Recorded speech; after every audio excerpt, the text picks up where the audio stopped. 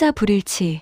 이 5글자가 찍힌 A4 용지 한 장이 박진석 회장의 견고했던 세상을 와르르 무너뜨리는 데는 채 1초도 걸리지 않았습니다. 주차장 CCTV를 통해 고성이가 아픈 척하며 병원에 간 게 아니라 어딘가로 급히 차를 몰고 나가는 모습을 이미 확인했었거든요. 게다가 그날 밤 성재가 술에 취해 들어 뱉었던 한마디. 아버지, 어머니가 숨기는 게 10억뿐인 줄 아세요? 배다른 형제가 있을지도 모릅니다 라는 취중진담이 박진석의 의심의 불을 지폈습니다. 배다른 형제. 박진석은 평생을 사업가로서의 직감으로 살아온 남자였습니다. 퍼즐 조각이 맞춰지듯 결혼 초부터 고성이가 유난히 과민 반응했던 일들이 떠오르기 시작했습니다. 자신의 과거 사진을 모조리 없애버린 것, 매달 특정 날짜만 되면 현금을 인출해 사라졌던 것, 그리고 무엇보다 딸 박영라가 태어났을 때 당신을 하나도 안 닮았네라는 의사의 농담에 소스라치게 놀라며 정색했던 그 표정까지 말이죠. 박진석의 의심은 걷잡을 수 없이 커졌고 그는 결국 판도라의 상자를 열기로 결심합니다. 고성이가 잠든 새벽, 박진석은 조심스럽게 아내의 화장대에서 머리카락을 수거하고 가출했다가 잠시 짐을 가지러 들렀던 영라의 방에서 칫솔을 챙겼습니다. 그리고 자신의 머리카락까지 뽑아 유전자 검사 센터로 보냈죠. 그가 의뢰한 것은 2가지였습니다. 첫째, 고성이와 한우진 성재가 흘린 이름의 모자 관계 성립 여부. 성재가 조사해 둔 우진의 병원 기록에서 검체를 확보했습니다. 둘째, 자신 박진석과 딸 박영라의 친자 관계 성립 여부. 그리고 며칠 뒤 비서실장이 떨리는 손으로 서류 봉투를 건넸고 지금 박진석은 그 결과를 확인한 참이었습니다.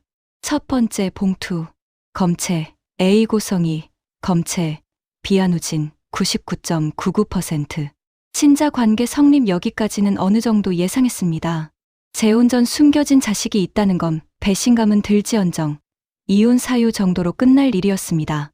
하지만 2번째 봉투를 연 순간 박진석의 손에서 핏기가 완전히 빠져나갔습니다. 검체 C 박진석, 검체 D 박영라, 친자 관계 불성립. 박진석은 짐승 같은 울부짖음을 토해내며 책상 위에 명패를 집어 던졌습니다. 유리창이 와장창 깨지는 소리와 함께 거실에 있던 고성이가 놀라서 뛰어들어왔는데요. 여보, 무슨 일이에요? 갑자기 소리를 지르고 고성이는 바닥에 흩어진 종이들을 보지 못한 채 남편에게 다가갔습니다. 하지만 박진석의 눈은 이미 이성을 잃은 상태였습니다. 그는 성큼성큼 다가가 고성이의 멱살을 틀어쥐었습니다. 평소 아내에게 약했던 그였지만 지금은 살기마저 느껴졌죠. 너 누구야? 내가 20년 넘게 먹여 살린 그 아이 말이야. 영라, 누구 자식이야? 고성이는 숨이 막혀 캑캑거리면서도 눈을 부릅떴습니다. 이거 나요. 당신 미쳤어. 영라가 누구 자식이라니. 그게 무슨 소리야. 박진석은 멱살을 쥔 채 그녀를 책상 쪽으로 질질 끌고 가 검사 결과지를 얼굴에 들이밀었습니다. 눈이 있으면 똑바로 봐. 불일치. 내 핏줄이 아니라고 나오잖아. 내가 남의 씨를 25년 동안 내 자식인 줄 알고 키웠어. 내가 감히 나를 기만해. 종이 내용을 확인한 고성이의 동공이 지진이라도 난 듯 흔들렸습니다. 그녀의 가장 깊은 곳에 숨겨두었던 무덤까지 가져가려 했던 비밀이 드러난 것입니다. 사실 영라는 재혼 당시 이미 뱃속에 있었던 전 남편 우진의 친부의 아이였습니다. 박진석과의 하룻밤으로 임신 시기를 조작해 감쪽같이 속여왔던 것이죠. 성인은 다리에 힘이 풀려 주저앉으면서도 이 상황을 빠져나가기 위해 필사적으로 머리를 굴렸습니다. 아니야, 이건 잘못된 거야. 오류야. 당신, 나 못 믿어. 어떻게 이런 짓을 해. 하지만 박진석은 차갑게 웃으며 서랍에서 또 다른 서류를 꺼냈습니다. 바로 우진과의 친자 확인서였습니다. 오류. 이것도 오류냐. 한우진. 내가 그토록 찾아 헤매던 그 놈도 내 아들이더구만. 아주 쌍으로 날 속였어. 내 돈으로 전 남편 자식 둘을 키워. 내가 사람이냐? 그때 현관문이 열리며 박성재가 들어왔습니다. 집안의 살벌한 분위기에 성재는 단번에 상황을 파악했죠. 바닥에 널브러진 유전자 검사 결과지. 성재는 그것을 주워들고 믿을 수 없다는 표정으로 아버지를 바라봤습니다. 아버지, 영라가 친동생이 아니었어요? 박진석은 아들을 보자 참았던 눈물을 흘리며 고개를 떨구었습니다. 성재야, 내가 미안하다. 너한테 못할 짓을 했어. 저런 여자를 새어머니라고 들여서. 성재는 충격에 휩싸였지만 한편으로는 묘한 안도감을 느꼈습니다. 영라가 아버지를 닮지 않아 늘 겉돌았던 이유가 설명되었으니까요. 하지만 진짜 파국은 이제부터였습니다. 모든 것이 들통난 고성이가 바닥을 치며 악을 쓰기 시작한 겁니다. 더 이상 잃을 게 없어진 사람의 관계였죠. 그래, 다 내 자식들이야. 그게 뭐 어때서? 당신이 돈 좀 있다고 유세 떨 때 내가 비위 맞추느라 얼마나 역겨웠는지 알아? 내 새끼들 살리려면 당신 돈이 필요했어. 그게 내 모성애야. 뭐라? 박진석은 기가 막혀 말문이 막혔습니다. 당신은 어차피 성재밖에 없잖아. 내 딸 영라, 당신한테 인정받으려고 그리면서 손가락이 휘도록 노력했어. 피 한 방울 안 섞였지만 당신 딸로 살려고 발버둥 쳤다고. 그런 애를 내쳐? 그 순간 2층 계단에서 엄마 하는 떨리는 목소리가 들려왔습니다. 언제 들어왔는지 짐을 챙기러 왔던 박영라가 계단 난간을 붙잡고 서서 모든 대화를 듣고 있었습니다. 영라의 얼굴은 창백하다 못해 투명해 보일 지경이었는데요. 영라야. 고성이가 놀라 딸을 불렀지만 영라는 뒷걸음질 쳤습니다. 아빠 딸 아니었어? 나 아빠 딸 아니야? 박진석은 영라를 보며 복잡한 감정을 느꼈습니다. 25년을 키운 정이 있었지만 배신감이 너무 컸기에 차마 다가가지 못하고 고개를 돌려버렸죠. 그 냉정한 반응이 영라에게는 사형 선고와도 같았습니다. 영라는 비명을 지르며 집을 뛰쳐나갔습니다. 다 거짓말이야. 다 싫어. 한편 장면이 전환되어 지역의 집, 조옥래 여사의 49제 준비로 분주한 가운데 지역은 은호의 손을 잡고 진지하게 이야기하고 있었습니다. 은호야, 우리 이제 더 이상 숨지 말자. 할머니도 돌아가셨고 우리 부모님도 널 며느리로 받아들이실 준비가 되셨어. 내가 누구 딸이든 상관없어. 은호는 눈물을 글썽이며 고개를 끄덕였습니다. 지역의 부모님인 이상철과 김다정 역시 비록 악연으로 얽혔을지언정 아들이 사랑하는 여자를, 그리고 피해자의 딸인 은호를 품어주기로 결심했으니까요. 김다정은 깁스한 팔로 은호의 등을 토닥여 주었습니다. 고생했다. 이제 우리 식구하자. 그런데 그때 은호의 휴대폰이 울렸습니다. 발신자는 박성재였습니다. 은호 씨, 지금 어디예요? 큰일 났어요. 영라가 없어졌어요. 충격을 받고 뛰쳐나갔는데 연락이 안 돼요. 혹시 그쪽으로 연락 안 왔습니까? 은호와 지역이 서로를 쳐다보는 순간 TV 뉴스 속보가 흘러나왔습니다. 속보 중견 기업 피사 회장 자택 인근 한강 다리 위에서 신원 미상의 20대 여성 투신 소동. 경찰 출동 중.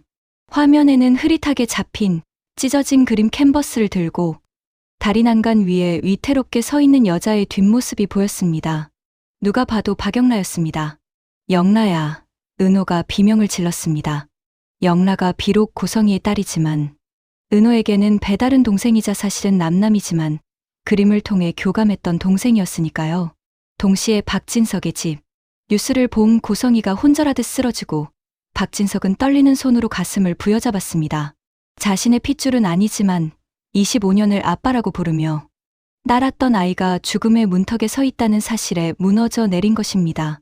성재는 미친 듯이 차키를 집어들고 밖으로 뛰쳐나갔고 전화기 너머로 이 소식을 들은 지역 역시 은호를 태우고 현장으로 질주하기 시작했습니다. 차가운 강바람이 부는 다리 위. 영라는 눈물로 얼룩진 얼굴로 아래를 내려다보고 있었습니다. 그녀의 뇌리에는 내 핏줄이 아니야 라고 소리치던 아빠. 박진석의 목소리와 돈 때문에 널 이용했다고 말하던 엄마 고성이의 목소리가 뒤엉켜 들려왔습니다. 나는 세상에 태어나지 말았어야 했어. 영라가 난간에서 손을 떼려는 찰나 끼익 하는 소름 끼치는 브레이크 소리와 함께 이지역의 동생이자 영라의 보디가드였던 이지환이 차에서 뛰어내려 다리 위로 돌진합니다. 박영라, 안 돼. 잡았다. 거친 숨소리와 함께 터져나온 이지환의 외마디 비명이 차가운 한강, 다리의 공기를 날카롭게 갈랐습니다. 삶의 끈을 놓아버리려던 박영라의 손목을 낚아챈 건 3년 사귄 연인에게 배신당해 사랑 따윈 없다고 믿었던 보디가드 이지환의 투박하지만 필사적인 손이었습니다. 허공에 매달린 영라의 몸이 강풍에 종이 인형처럼 흔들렸고 지환은 난간에 배가 쓸려 아파오는 고통 속에서도 이 악물고 버티고 있었는데요. 영라의 눈동자는 텅 비어 있었습니다. 놓으세요. 제발 나 좀 가게 해줘요. 난 가짜잖아요. 라며 울먹이는 영라의 목소리는 바람 소리에 흩어져 더욱 처절하게 들렸습니다. 하지만 지화는 핏줄이 터질 듯 붉어진 얼굴로 소리쳤습니다. 가짜가 어디 있어? 당신이 숨 쉬고 있는데 당신이 여기서 죽으면 당신 인생이 진짜로 가짜가 되는 거야. 올라와, 제발. 이야기는 바로 이 생사의 갈림길에서부터 다시 숨 가쁘게 이어집니다. 지환의 처절한 외침이 영라의 얼어붙은 심장에 닿았을까요? 영라의 눈빛이 흔들리는 찰나, 뒤늦게 현장에 도착한 박성재와 이지혁, 그리고 지은호가 미친 듯이 차에서 뛰어내려 다리 위로 달려왔습니다. 성재와 지혁이 지체 없이 난간으로 달려들어 지환을 도왔고, 건장한 세 남자의 힘으로 영라는 간신히 다리 위 안전지대로 끌어올려졌습니다. 아스팔트 바닥에 내동댕이 쳐진 영라는 살아있다는 안도감보다는 현실의 비참함에 짐승처럼 오열했고, 그런 영라를 말없이 꽉 끌어안은 건 놀랍게도 오빠였던 성재가 아닌 그녀를 가장 먼저 붙잡았던 지환이었습니다. 성재는 그 모습을 보며 주먹을 꽉 쥐었습니다. 25년을 친동생이라 믿고 아꼈던 영라에게 다가가고 싶었지만 친자 불일치라는 잔인한 진실이 보이지 않는 벽이 되어 그의 발목을 잡았기 때문입니다. 성재는 대신 입고 있던 코트를 벗어 영라의 떨리는 어깨를 덮어주며 씁쓸하게 고개를 돌렸습니다. 그 복잡하고 슬픈 뒷모습을 지은호가 안타깝게 바라보았죠. 장면이 급박하게 전환되어 P그룹 지정병원의 VIP 응급실 복도. 영라는 극심한 탈진과 정신적 쇼크로 입원했고 복도에는 숨막히는 무거운 침묵만이 감돌고 있었습니다. 그때 박진석 회장이 비서들의 호의를 받으며 저벅저벅 걸어왔습니다. 그의 눈은 붉게 충혈되어 있었고 입가는 굳게 다물려 냉혹하기 그지없었는데요. 성재가 벌떡 일어나 아버지 하고 불렀지만 박진석은 아들을 투명 인간 취급하며 지나쳐 영라가 누워있는 병실 앞까지 다가갔습니다. 유리문 너머로 산소호흡기를 쓴 채 잠든 영라를 바라보는 박진석의 눈빛은 그야말로 애증의 용광로였습니다. 25년간 금지옥엽 키웠던 딸이 사실은 아내의 배신으로 만들어진 남의 핏줄이라니. 배신감으로 불타오르던 분노는 죽음의 문턱까지 갔다. 온 아이의 창백한 얼굴 앞에서 잠시 길을 잃은 듯 했습니다. 그때 뒤이어 헐레벌떡 도착한 고성이가 박진석의 팔을 다급하게 붙잡았습니다. 헝클어진 머리에 명품 옷이 구겨진 줄도 모르는 모습이었습니다. 여보, 영라 어때요? 우리 딸 괜찮은 거죠? 눈은 떴어요? 박진석은 자신의 팔에 닿은 고성이의 손을 마치 오물을 털어내듯 거칠게 뿌리쳤습니다. 네 딸이지, 내 딸 아니다 착각하지 마. 그 서슬퍼런 일갈에 고성이는 바닥에 내동댕이 쳐지다시피 넘어졌습니다. 하지만 그녀는 도끼를 품고 소리쳤습니다. 당신이 어떻게 이럴 수 있어? 25년이야. 25년을 키운 정이 핏줄 따위보다 못한 거야? 당신이 그러고도 사람이야. 박진석은 차갑게 내려다보며 씹어뱉은 말했습니다. 사람이니까 이러는 거야. 짐승이었으면 너랑 네 딸, 그리고 네가 숨겨둔 그 아들 놈까지 이미 내 손에 죽었어. 당장 내 눈앞에서 꺼져. 그리고 변호사 통해서 이혼 소장과 위자료 청구 소송 서류 보낼 테니까 도장 찍을 준비나 해. 내 집, 내 돈, 내 회사 근처엔 얼씬도 하지 마. 박진석의 단호한 이혼 선언과 축출 명령, 평생을 갈구했던 상류층의 삶이 산산조각 나는 순간 고성이의 세상은 무너져 내렸습니다. 하지만 고성이는 여기서 순순히 물러날 여자가 아니었습니다. 그녀는 비틀거리며 일어나 병원 비상구 계단으로 향했습니다. 어두운 계단 참에 주저앉은 그녀는 주머니에서 꼬깃꼬깃해진 낡은 수첩 하나를 꺼내 들었습니다. 바로 은호의 양부가 남겼다는 박진석의 약점이 담긴 이중장부였습니다.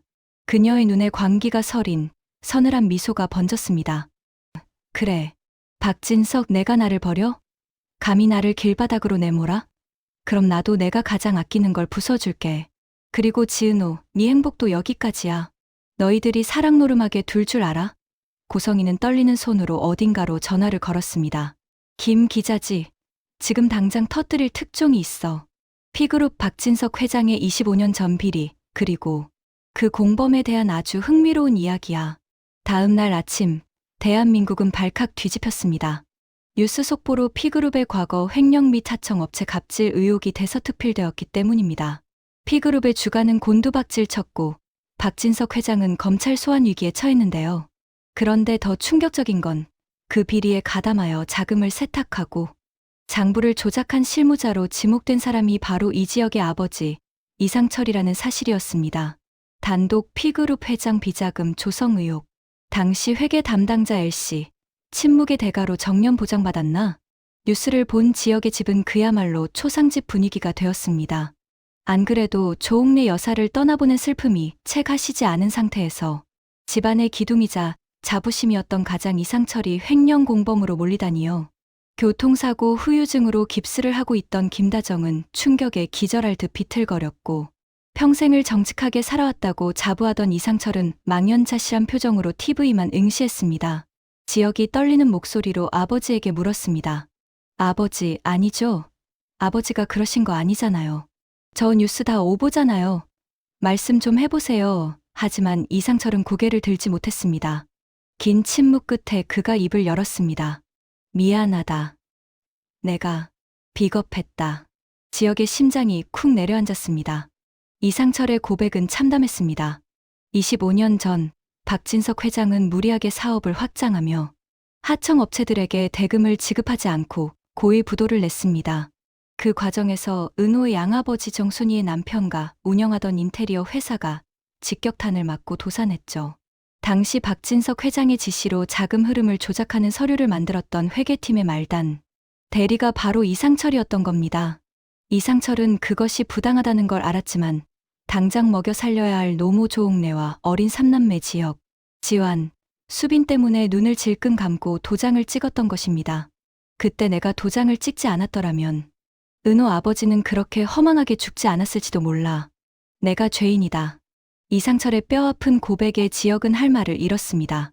자신이 목숨보다 사랑하는 여자 지은호의 가정을 파탄낸 원흉 중 한 명이 자신의 존경하는 아버지였다니. 이것은 단순한 반대를 넘어선 천륜을 거스르는 악연이었습니다. 같은 시각, 은호 역시 정순이의 식당에서 이 뉴스를 접했습니다. TV 화면을 보던 은호의 손에서 닿고 있던 접시가 미끄러져 와장창 깨졌습니다. 엄마, 저거 우리 아빠 이야기 아니야? P그룹 하청업체 부도 사건. 정순이는 떨리는 손으로 입을 틀어막고 주저앉았습니다. 남편을 죽음으로 몰고 간 원수 기업의 비리가 밝혀진 건 통쾌한 일이었지만 그 연루자가 예비 사돈이나 다름없었던 지역의 아버지라는 사실은 감당하기 힘든 충격이었으니까요. 은호는 믿을 수 없었습니다. 그토록 따뜻하게 자신을 챙겨주던 상철 아저씨가 돌아가신 조옥래, 할머니가 끓여주던 그 전복죽의 온기가 모두 자신의 아버지를 밟고 선 대가였다는 사실을요. 은호는 휴대폰을 들었지만 지역에게 전화를 걸 수 없었습니다. 화면에 뜬 지역 선배라는 이름이 너무나 아프고 잔인하게 느껴졌기 때문입니다. 이 모든 혼란을 지휘한 고성이는 펜트하우스가 아닌 허름한 모텔방 자신이 우진을 숨겼던 곳과 비슷한 애 숨어 와인을 마시고 있었습니다. 그녀의 앞에는 이혼 서류가 놓여 있었지만 표정은 승리자의 것이었죠. 박진석, 너는 회사 이미지 추락해서 좋고, 이지역, 너는 집안 꼴 박살나서 좋고, 지은호, 너는 사랑하는 남자랑 원수 돼서 좋고, 이게 바로 일타삼피지. 그녀의 뒤틀린 복수심은 모든 일을 불행의 구렁텅이로 몰아넣고 있었습니다. 하지만 드라마는 여기서 멈추지 않고 또 다른 반전을 준비합니다. 박성재는 회사가 압수수색을 당하는 혼란 속에서도 아버지 박진석을 찾아갔습니다. 회장실에 홀로 앉아있는 박진석은 하룻밤 사이에 10년은 늙은 듯한 초라한 모습이었는데요. 아버지, 다 사실입니까? 25년 전 은호 씨 아버님 회사를 고의로 부도내신 거, 그리고 상철 아저씨를 협박해서 서류 조작하게 하신 거. 박진석은 씁쓸하게 웃으며 창밖을 바라봤습니다. 사업하다 보면 밟고 지나가야 할 개미들이 있는 법이다. 그땐 그게 최선이라고 생각했다. 회사를 살려야 했으니까. 성재는 아버지를 경멸 어린 눈으로 바라봤습니다. 그 개미들이 누군가에게는 세상의 전부였습니다. 아버지, 정말 실망입니다. 성재는 품에서 사직서를 꺼내 책상 위에 올려놓았습니다. 이 회사 떠납니다. 어머니한테 속은 건 안타깝지만 아버지의 죄가 사라지는 건 아니니까요. 저는 제가 할 수 있는 방법으로 속죄하겠습니다. 박진석이 놀라서 아들을 불렀지만 성재는 뒤도 돌아보지 않고 나갔습니다. 성재의 발길이 향한 곳은 은호의 집이었습니다. 그는 자신이 사랑하는 여자의 인생을 망친 것이 다름 아닌 자신의 아버지라는 죄책감에 은호 앞에 무릎이라도 꿇을 작정이었죠. 한편 병원에서 깨어난 영란은 병실을 지키고 있는 지환을 발견했습니다. 왜? 살렸어요? 그냥 죽게 놔두지. 나 같은 거. 아무 의미 없는데. 영라의 힘없는 목소리에 지환은 사과를 깎던 칼을 내려놓고 그녀를 똑바로 응시했습니다. 내가 살린 거 아닙니다. 당신이 살고 싶어서 내 손 잡은 겁니다. 기억 안 납니까? 그 다리 위에서 당신 손에 힘 들어갔던 거. 살고 싶어 했잖아요. 영란은 부정하고 싶었지만 지환의 말이 맞았습니다. 떨어지기 직전 살고 싶다는 본능이 지환의 손을 꽉 쥐게 만들었으니까요. 지환은 깎아놓은 사과 한 조각을 내밀며 덤덤하게 말했습니다. 살아요. 당신 부모가 가짜든 진짜든 당신 그림은 진짜잖아. 나도 사랑이 가짜인 줄 알았는데 당신 보니까 다시 진짜가 보고 싶어졌어. 지환의 투박한 위로에 영라의 눈에서 참았던 눈물이 터져 나왔습니다. 두 사람 사이에 묘한 기류가 흐르는 순간 병실 문이 열리고 의외의 인물이 등장합니다. 바로 한우진이었습니다.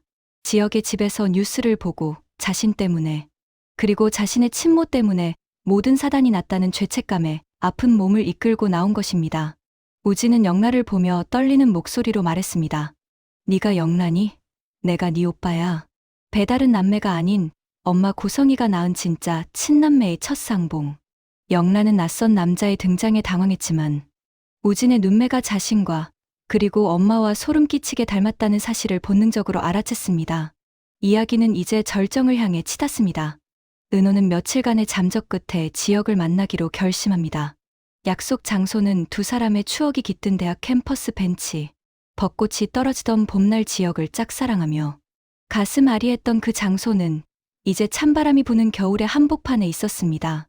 지역은 며칠 새 헬쑥해진 얼굴로 은호를 기다리고 있었습니다. 은호가 다가오자 지역이 벌떡 일어났지만 차마 다가가지 못하고 주먹만 꽉 쥐었습니다. 은호야. 은호는 애써 눈물을 참으며 지역을 똑바로 바라봤습니다. 선배, 우리 여기까지 해요. 지역의 눈동자가 흔들렸습니다. 은호야, 내가 해결할게. 우리 아버지가 지은 죄, 내가 평생 갚을게. 어떻게든 되돌려 놓을게. 그러니까 제발. 아니요. 은호가 단호하게 말을 잘랐습니다. 선배 잘못 아니라는 거 알아요. 아저씨도 가족 지키려고 어쩔 수 없으셨다는 거 머리로는 이해해요. 하지만 내 마음이 안 돼요. 선배 얼굴 볼 때마다 우리 아빠 억울하게 돌아가신 게 생각나서 내가 너무 힘들어요. 우리 엄마는 어떡하고요. 은호의 고백은 지역의 가슴을 후벼 팠습니다.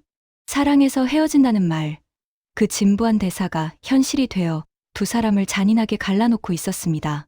지역은 은호를 잡고 싶었지만 잡을 자격조차 없다는 현실에 고개를 떨구고 말았습니다. 은호가 돌아서서 멀어질 때까지 지역은 그 자리에 못 박힌 듯 서서 소리 없는 오열을 토해냈습니다. 하지만 여기서 끝이 아닙니다.